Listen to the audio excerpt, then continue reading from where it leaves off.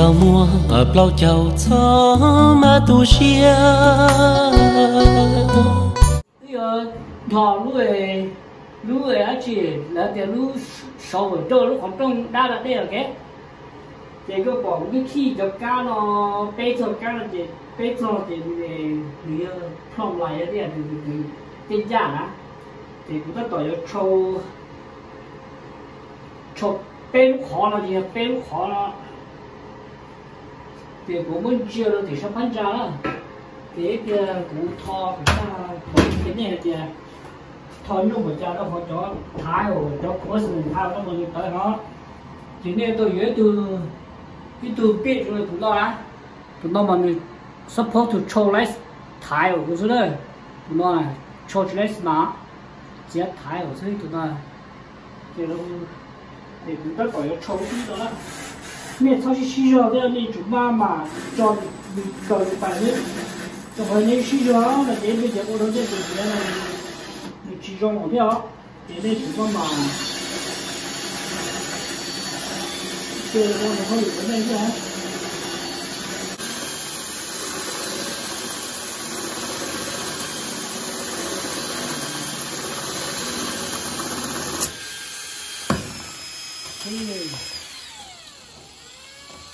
chạy luôn là chuột chi luôn đấy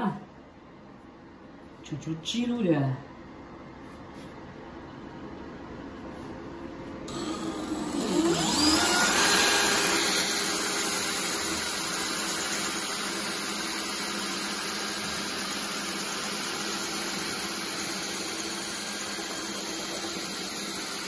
đây mà mình chia hay một chỗ này nha với cái chỗ nữa là chỉ trồng đấy chỉ là gì cũng muốn chăn nó cho nó hay một chỗ chỉ đúng một họ thua xuống cho nó ta chỉ mà hiện thằng này cháu là hiện nay chúng mà sự này sao xí thôi thế này chỉ sao xí nhẹ thì chơi được đó hiện nay xí nhẹ thì nếu không sao nó thì trái bên này thái ở nó được to thì cũng mà nhẹ thì mà tháo ra bỏ nó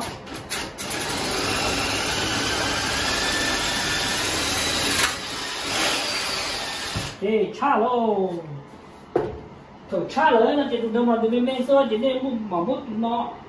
mà tụi ta cũng cho nên ít khó được chỉ nên mà mốt tụi nó pre-drop là cá nè chỉ bên cái trò lấy những plastic ấy kiểu đó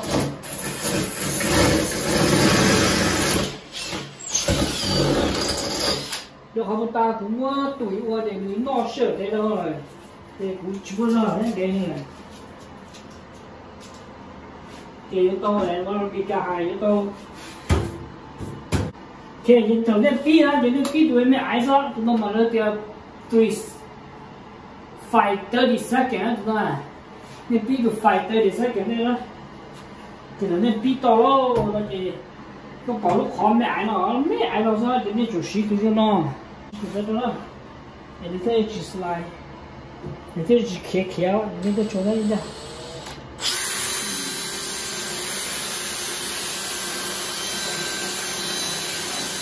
ok cái bỏ tới lúc khó mới đó ok thì the next sheet to 5-30 seconds nó cho nó muốn rõ rồi có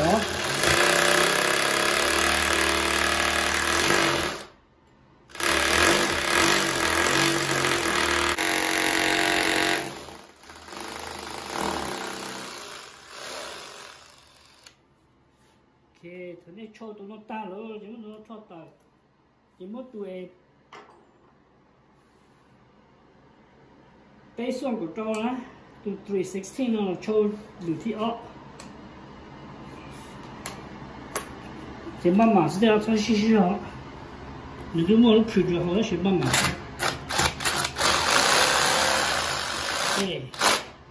thằng tay nó lỡ nó chỉ nghe ra là mất tụi cơn cầu lắm tụi thằng phải nào kia đó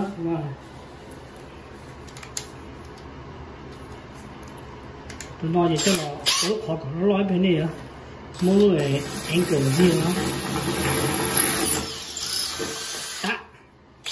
ta lô ok cùng mình xem khó phát nó là chỉ thầu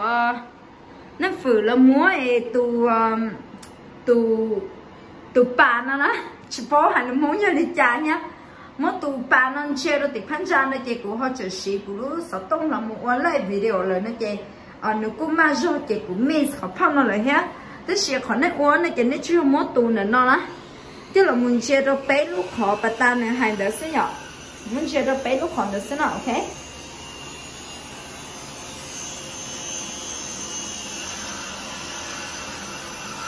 chơi thầu cái chơi đi nó tá nó chơi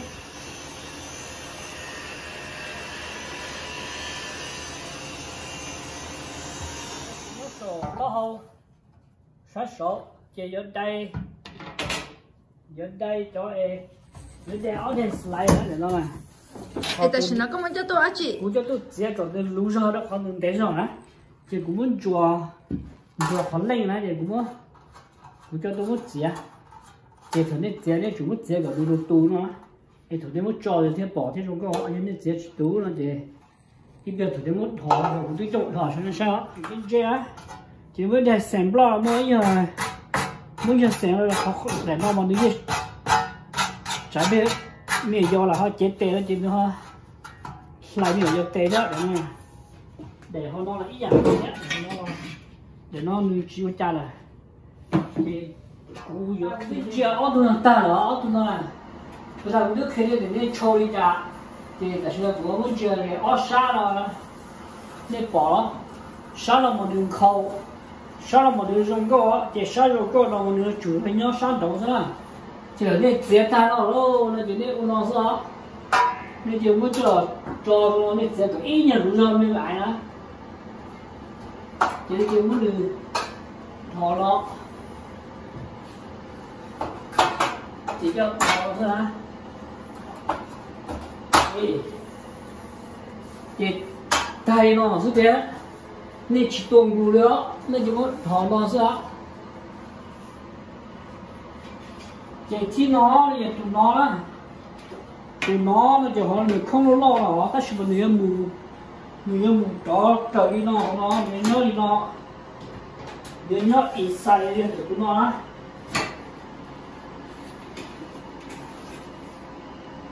người nhớ ít sai tụi nó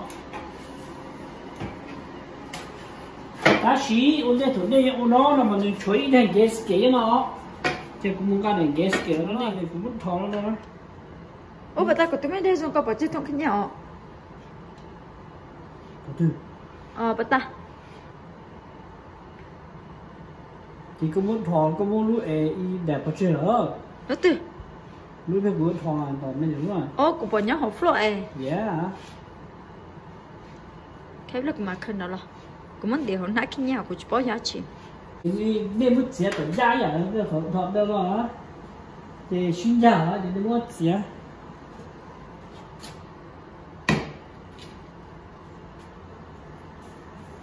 mất tiền chia thôi mà chứ tao nói luôn đấy khi nó được chỉ mua nữa thì cũng mới nó ít hơn nó đất tận đây đây ai nói đây thôi là không nói chuyện nó đâu thì tao nói luôn gì nếu bỏ sắc cao mà chỉ to to nó chỉ bao để số to xíu không nó cũng nhỏ chỉ nhỏ thôi chỉ nên to bên nó khó bên nó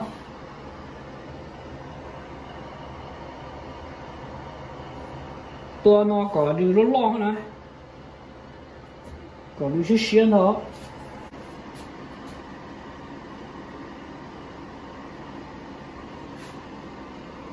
chỉ có để số điều nữa chưa làm gì chưa được mà mất tôi đâu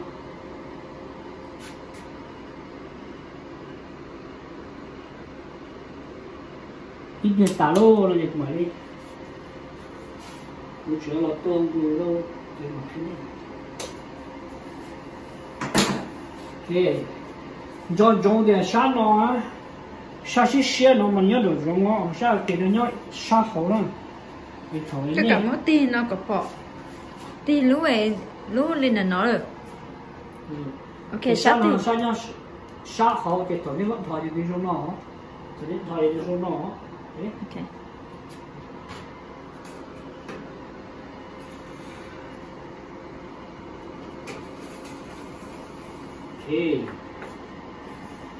cứ chỉ chữ đi đó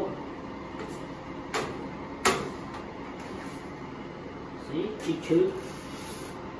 cái thế nó có những chỉ chữ nữa là gì này nó chó không mà còn xé ra đó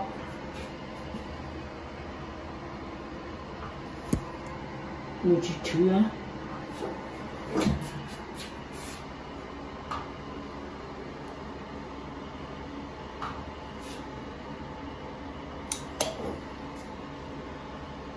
okay.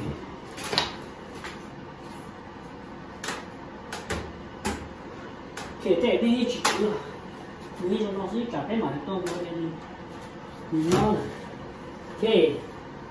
còn tao nói để tôm của nó có, như tôm của nó đâu,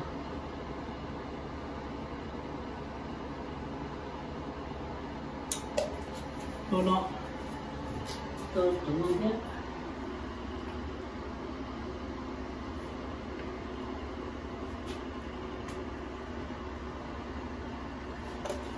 Okay.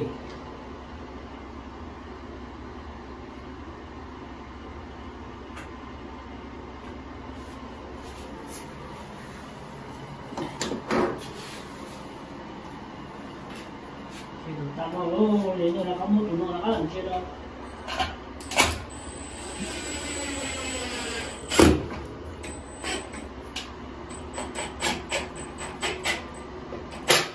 Nên chơi nó mua nó bấm bự ya nó,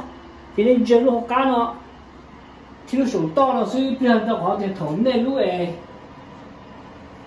nên lúc họ trồng được là trồng á, rồi trồng ó nên bấm bự thêm như để ya cái chuyện đó.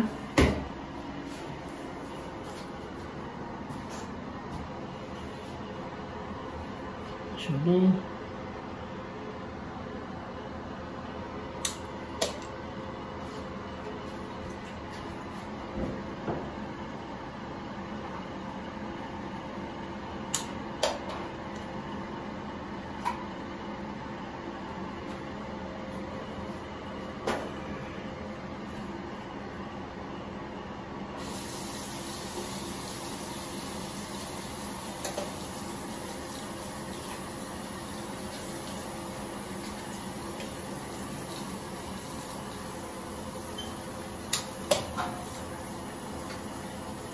cho nó được bùi từ là vỏ đó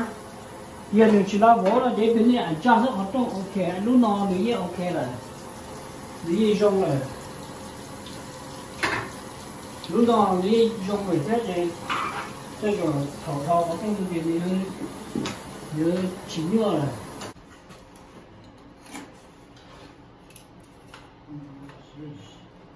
lên trả ra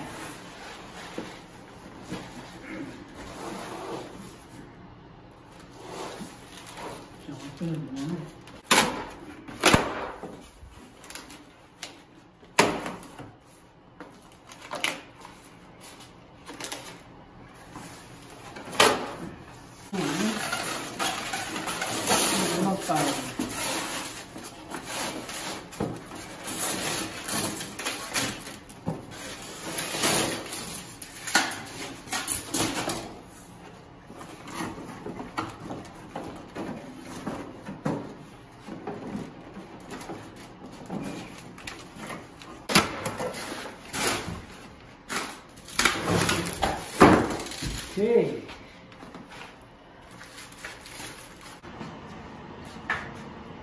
Okay, nó mua chỉ há luôn. Chỉ để bỏ cho nó mua khó thì cho mua khó nó là gì nó xa xấu lắm. Ta chỉ muốn biết xa lùm lùa, ít xa bằng lùm đu được kìa.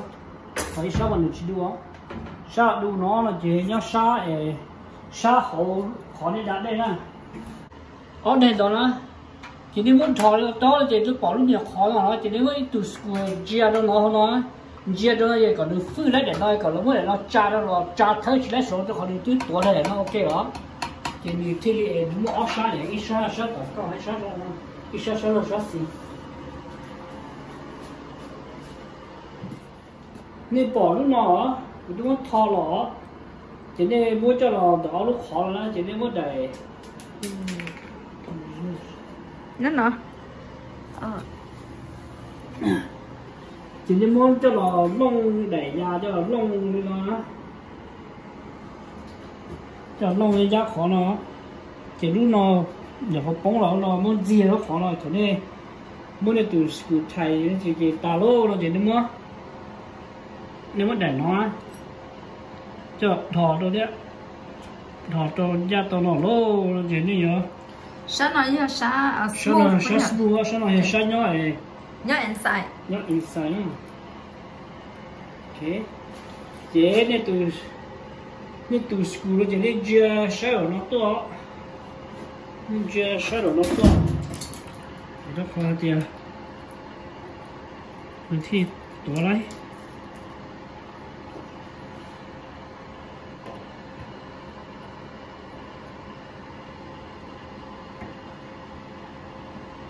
那就说洗脚了呢，洗带上，要好的那洗脚了就长得不说啊，结果这边啦，我的那点烟了，你带倒呀，给那洗带是，你洗带个，你太是你是你那太阳的，我琢磨个都一查可能是呢，查可能是给你做到了，拿了一样高条。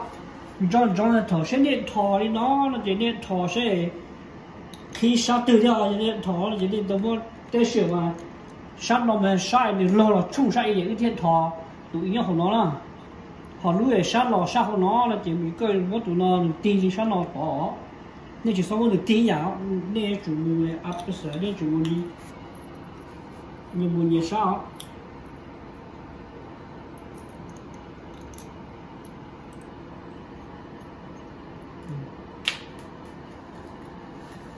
chỉ là lỗi ý ảnh của thế muốn nhớ đò tôi để ý nó thế đó ý ảnh cho tại vì không có làm gì đó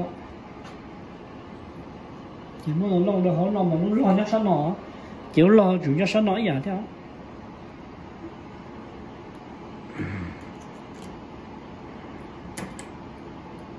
okay. chỉ nên bị tối dọc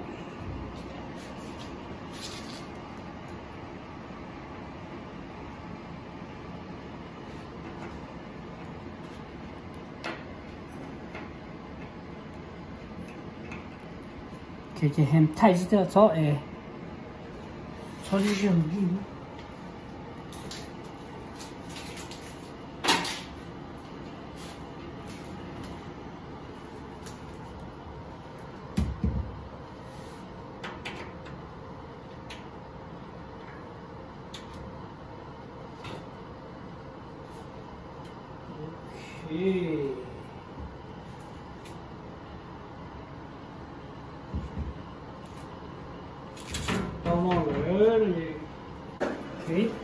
được không? Chú nó mà nó chỉ muốn nó chỉ đó, nó chỉ muốn từ school thì cũng muốn nó thò nó mà. Chỉ muốn nó nó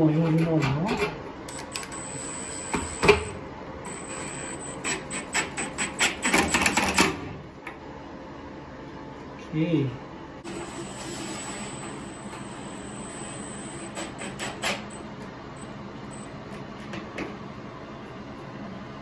Để thi rồi nè, chỉ có một thò trong này sai rồi nè, để thi nó, cái này ra đi đó, mỏng mả rồi nữa, nó cho cái nó mỏng từ rồi đúng không? Ok, chỉ đi qua nó cái bỏ lò nó, chỉ có gì thôi, chỉ đi bỏ từ cứ của nó.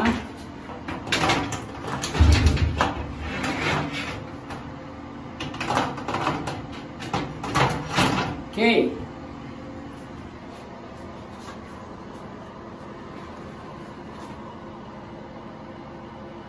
Để thi rồi đó. Chỉ tụi nó ít lên tụi nó. Tụi nó giờ thường ô tô lô nó chỉ muốn được slide nó chứ đó. Tụi nó là muốn được slide nó. Chỉ muốn được slide cả thôi tụi nó. Nó khó chỉ ít lên để ít nó lo chứ đó. Chỉ muốn còn đây nó ít lên để ít nó lo chứ. Vì thì như thế không ok đó là những thôi đến đây là thì đây muốn ý thì cho này ta tôi lo cái này adjust nó cái mà nó muốn về đi ok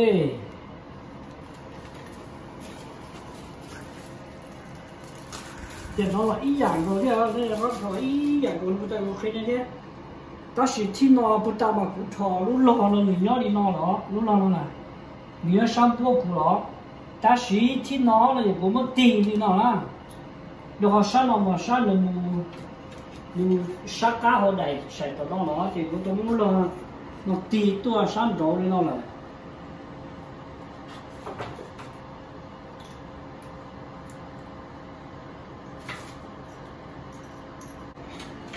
lúc khó nhân ra là gì nó không muốn làm gì đâu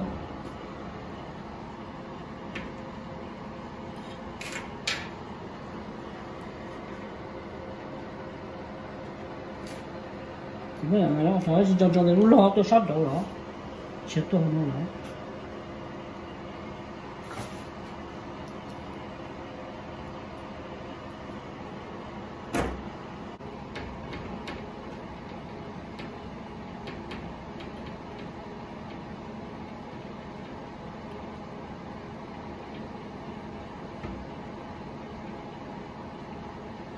okay.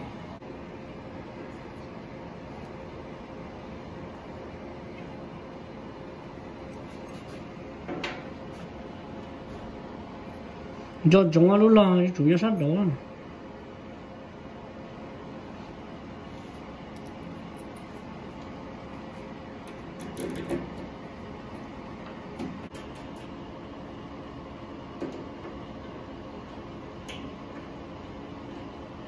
ok ok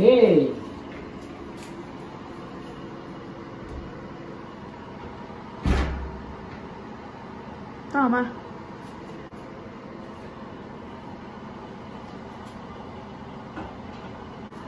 nó còn cái này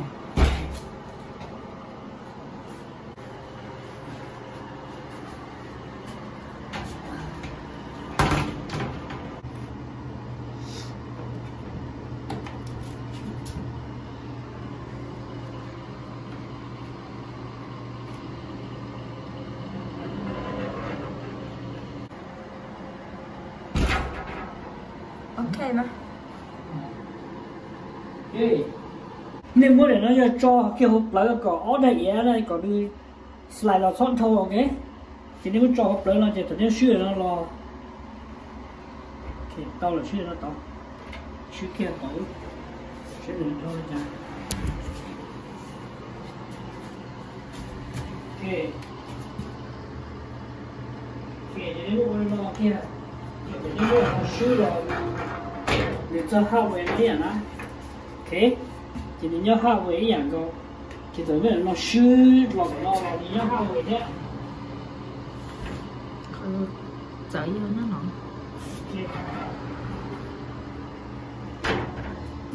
ok thì nó muốn auto screw nữa nha thì nhưng nó tụi nó cho là mình pre-drill đây nè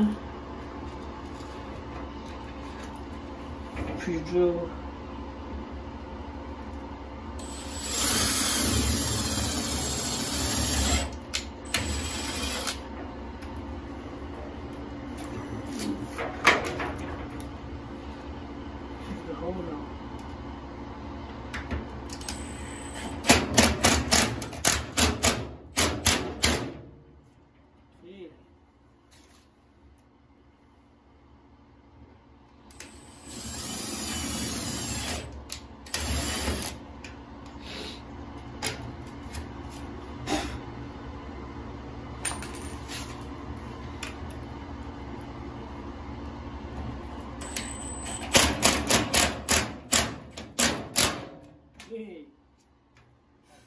tao nó thế này cái chuyện tôi mua là mình chỉ chơi nó chơi dễ sao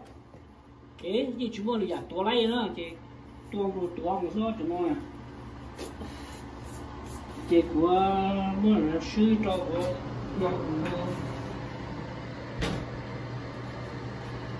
rồi nên lúc slide á chỉ cho khó nó lấy pre-drill ta nó này được 洗袋是条炒洗鸡的呢，洗袋的比刀也有都是为了好的，加一片然后豆，豆了那个这小萝卜夹起来有的，所以我还加了这，那么弄了呢，好的呢。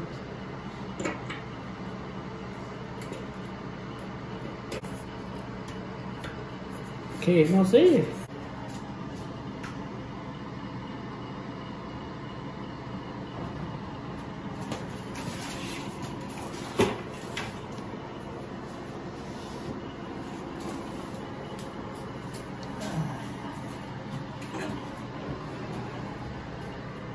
Nunca sai, tá?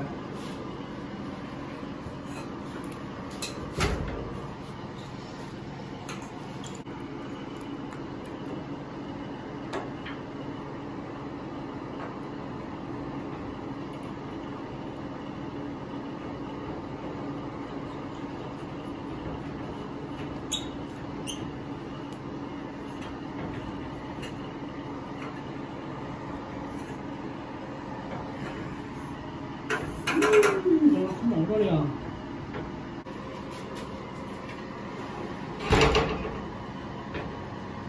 Ok, sau đó mình từ đây nó có người xay giống gì mà người kia trong đó sẽ bỏ xay cái gì đó. Ok, very low, ta low, chỉ biết tung cứ chơi ta là nó chơi con qua diễn đàn tới đây hả? Có thể chơi được họ là xay thọ nó khó trong nó ok, nhưng mà lấy sinh chi này bây giờ nó chỉ chơi được ta chỉ thọ mà khi này đó